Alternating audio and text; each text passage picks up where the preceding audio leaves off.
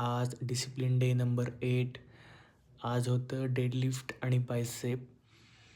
120 किलोच्या deadlift warm up नंतर मग 20-20 किलोच्या प्लेट्स ॲड करून 140-160पर्यंत ते वेट नेलं आणि मग त्याच्यानंतर प्रेप सेट आणि मेन सेट त्याच्यावरतीच केला आणि मग पी आर हिट करत होतो. तर मग 170 KGचा पी आर आज हिट झाला आहे.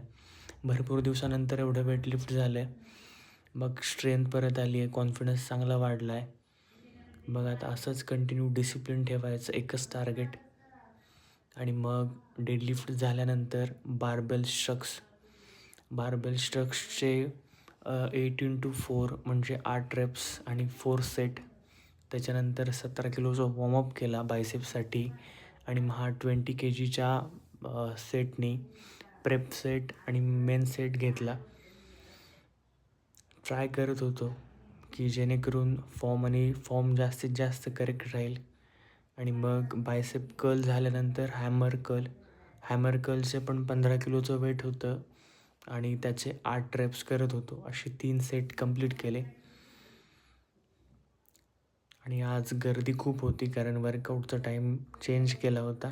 ट्राय करत होतो डिफरंट टायमिंगला वर्कआउटचे हे करायचं, पण मग शूट करायला अवघड जातं. मग परत वर्कआउटचा टाईम चेंज केला आणि मग हा बायसेप कर्ल विथ पिचर मशीनवरती तो त्याचे 7x4 रेप्स म्हणजे 7 रेप्स आणि 4 सेट कंप्लीट केले आणि वर्कआउट